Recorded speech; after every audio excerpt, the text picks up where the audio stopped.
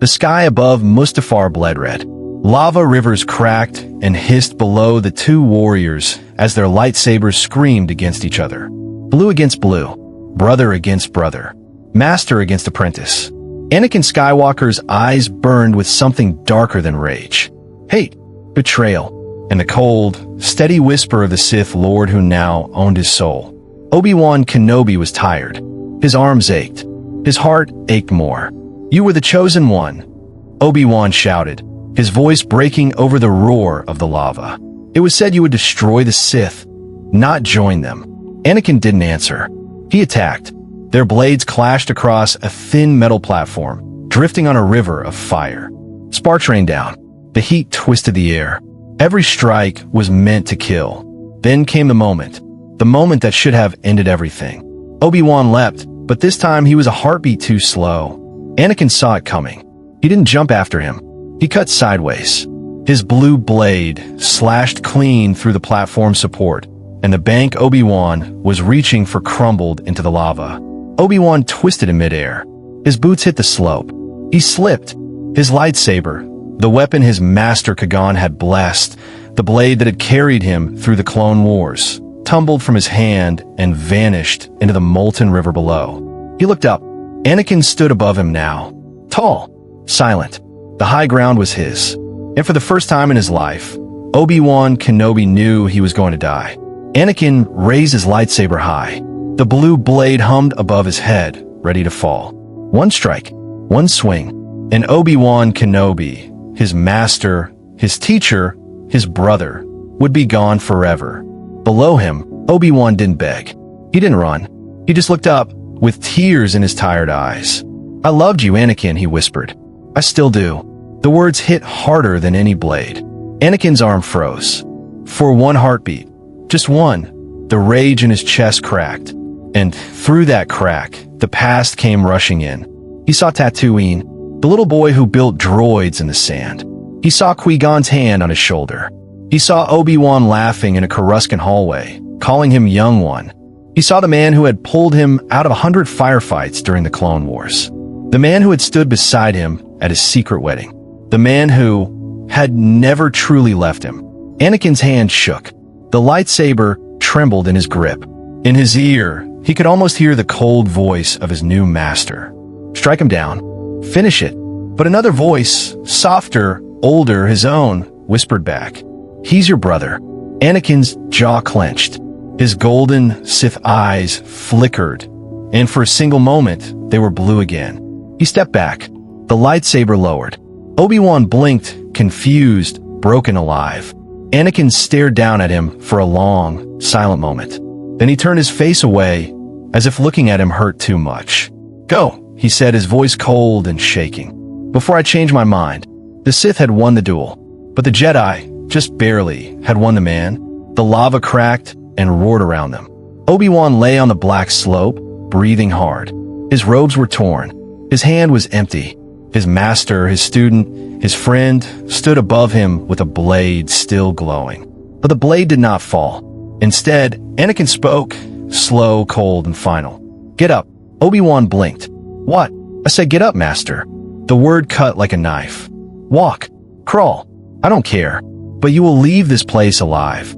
Obi-Wan slowly pushed himself up. His legs shook. His heart pounded. He didn't understand. A Sith never showed mercy. A Sith finished the job. And yet, here he stood breathing. Anakin's golden eyes narrowed. He pointed his lightsaber toward the lava fields beyond the platform. "Go back to your Jedi," he said. "Tell the Council what you saw here. Tell them the Republic is gone. Tell them the Order is dead." He stepped closer. His voice dropped to a whisper that burned hotter than the lava itself. "And tell them this. I'm no longer one of them." Obi-Wan stared at the man who used to be his brother. He searched for something, anything, of the boy he had raised. But the face in front of him was a stranger. "Anakin," Obi-Wan said softly. "Please, come back with me." Anakin's jaw tightened. For a moment, pain flashed across his face. Then it was gone.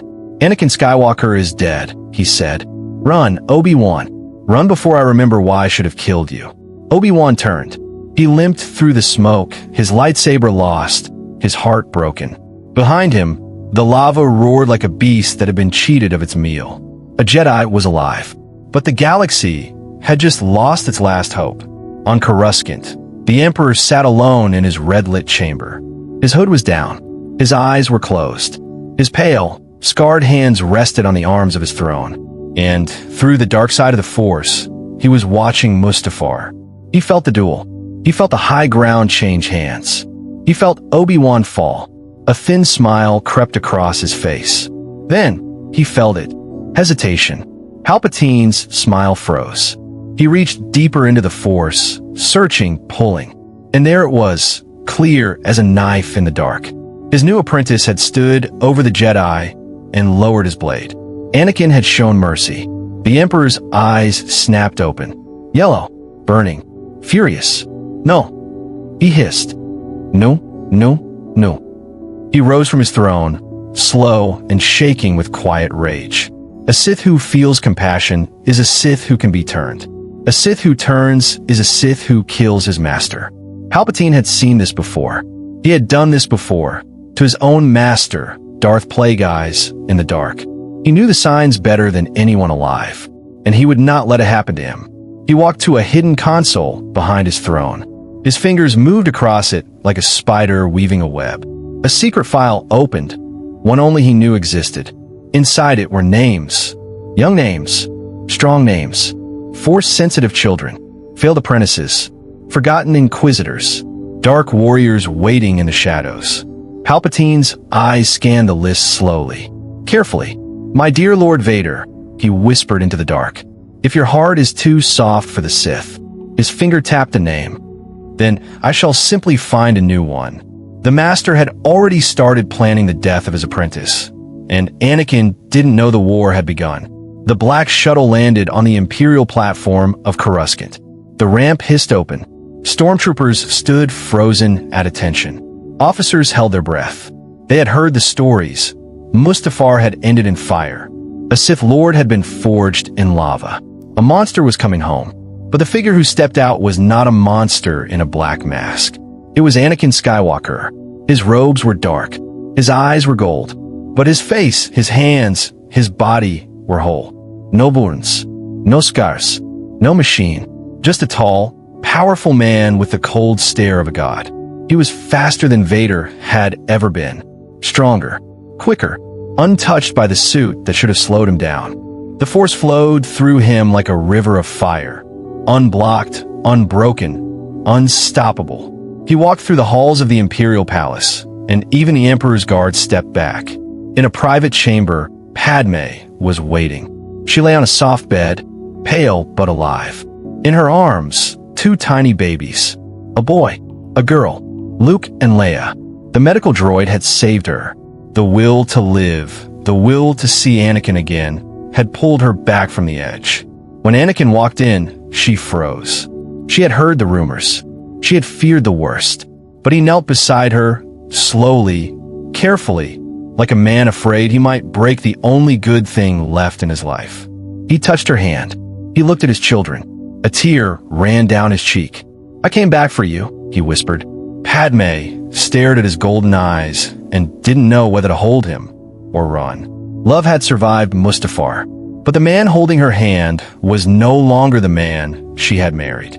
Obi-Wan made it off Mustafar in a stolen ship, barely alive. He landed in secret on Polis Massa, where Bail Organa was waiting. The senator's face was pale. The galaxy had already changed. The Republic was dead. The Jedi were hunted. And worst of all, Padme was alive on Coruscant, in the hands of a fallen Anakin. But there were still two miracles in the galaxy. Two babies, born in secret on a medical transport before Padme was returned to Coruscant. A boy, a girl. The Emperor did not know they existed. Yet, Obi-Wan held them close. He looked into Bail's tired eyes. "They must be hidden," Obi-Wan said. "Separately. Forever." Bail nodded. "I'll take the girl. Leia. She'll grow up as my daughter on Alderaan. Royalty. Safe. And the boy." Obi-Wan looked down at little Luke. The child's eyes blinked open, bright blue, just like his father's used to be. "Tatooine," Obi-Wan whispered, "with his family, and I'll watch over him." The twins were split apart that very night. Years passed in silence. Obi-Wan lived alone in the desert. But he was not idle. From a tiny hut in the Jundland wastes, he built a quiet network. Hidden Jedi, survivors, sympathetic senators, rebel cells, smugglers, spies. He passed coded messages through Bail. He trained in secret. He waited. He knew the truth. No one else dare believe. The man on Coruscant in fine black robes was not Darth Vader. Not fully. Not yet. Somewhere, buried deep, Anakin Skywalker was still alive. And only Obi-Wan could reach him. So he sharpened his blade. He watched the suns rise. And he prepared for the day the galaxy would need a Jedi again. A war had started. But this one would be fought in whispers, not battles. Coruscant glittered like a lie. 10 years had passed since the war ended. Anakin Skywalker lived quietly on the lower levels, a retired hero, a husband, a father in hiding. Padme called him home each night. The twins laughed in the next room. The Force for once felt still. But stillness was never Palpatine's gift. In the red shadows of his throne room, the Emperor whispered a single order. Eliminate Skywalker. Tonight. 6 Imperial assassins moved through the Undercity like ghosts. Vibroblades, stealth cloaks, force-dampening collars.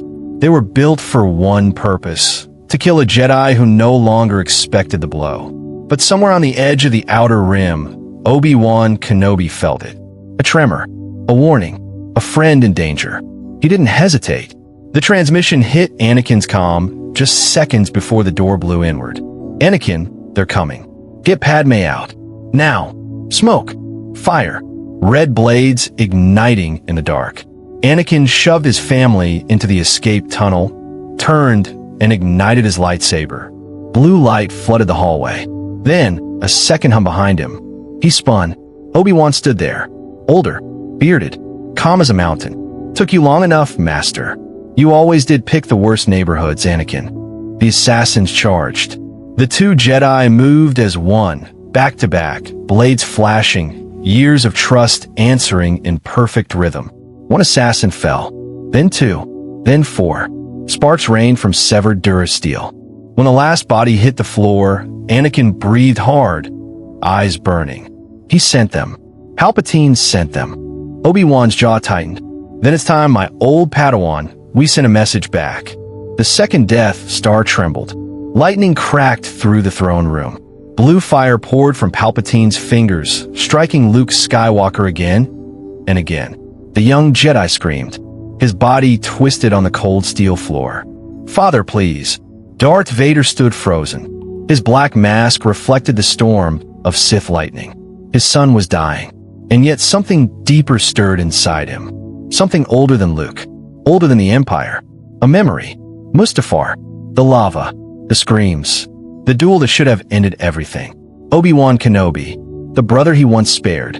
Vader's mechanical breath grew heavy. Slower. Deeper. His fists clenched.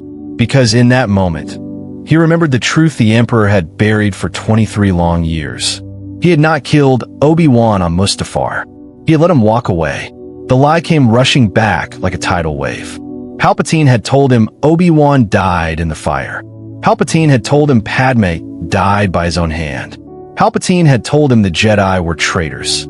Palpatine had told him everything, and none of it was true. Vader's yellow eyes burned behind a mask.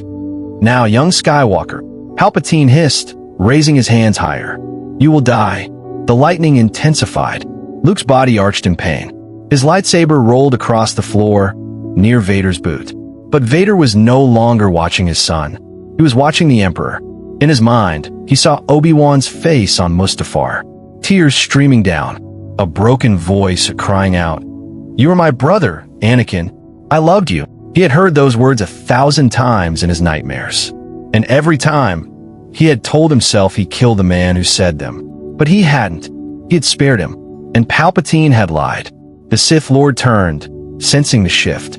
His pale, twisted face curled into a sneer. Lord Vader, finish the boy. Vader did not move. I said finish him. Silence.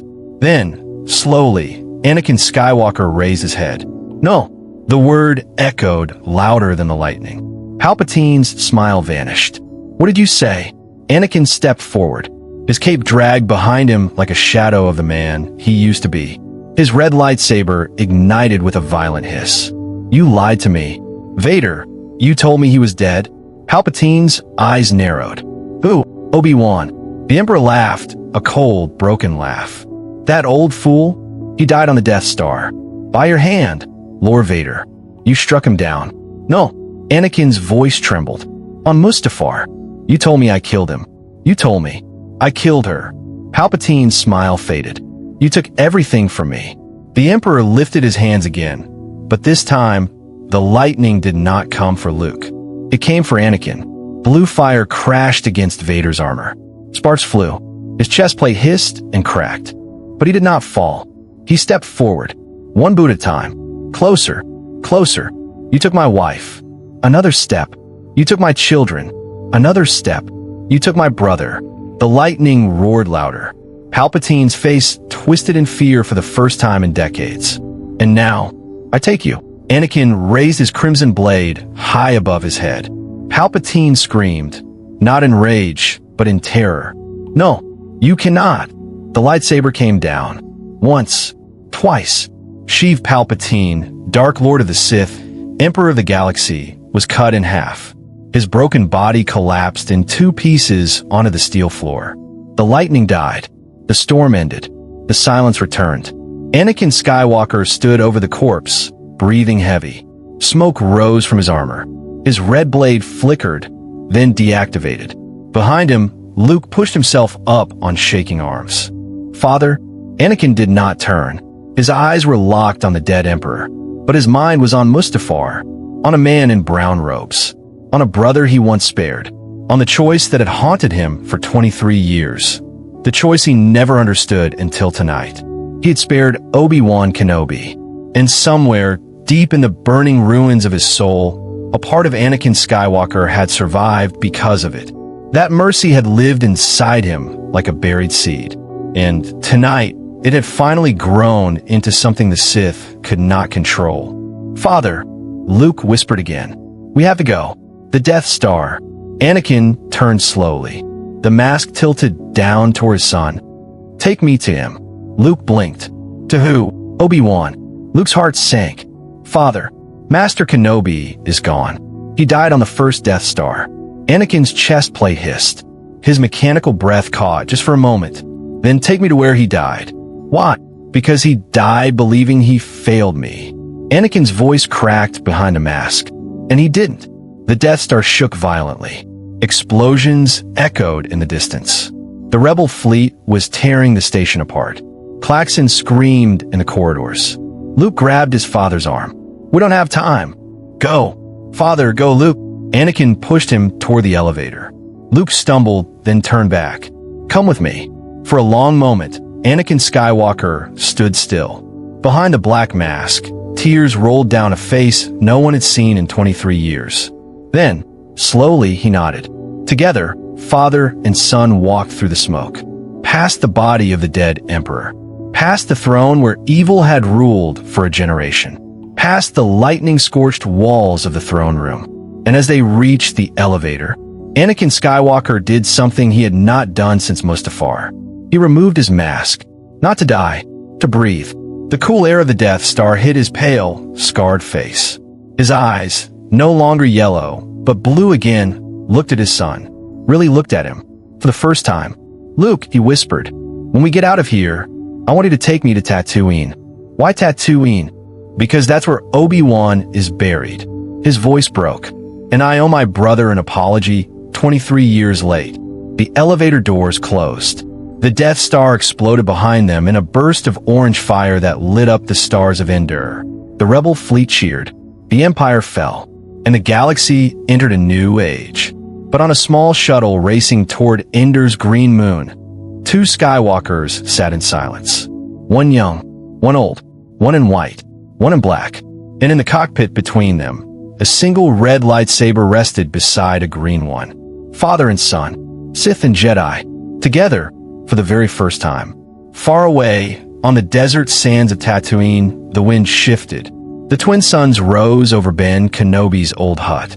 A single Force ghost stood watching, bearded, robed in brown, smiling sadly. Obi-Wan Kenobi had felt it. His brother was coming home. But somewhere darker, in the cold shadows of the unknown regions, something else had felt the Emperor's death too. Something Palpatine had hidden from Vader. Something the Sith had built in secret for this exact day. A clone, a successor, a weapon. His name was whispered, only by the Sith eternal cult. His name was Snoke, and his eyes had just opened. The Skywalker shuttle disappeared into hyperspace, carrying a redeemed father and his hopeful son toward Tatooine, toward forgiveness, toward peace, toward the grave of the brother who had saved them all. But behind them, in the dark, a new emperor stirred, and the galaxy's second war had already begun.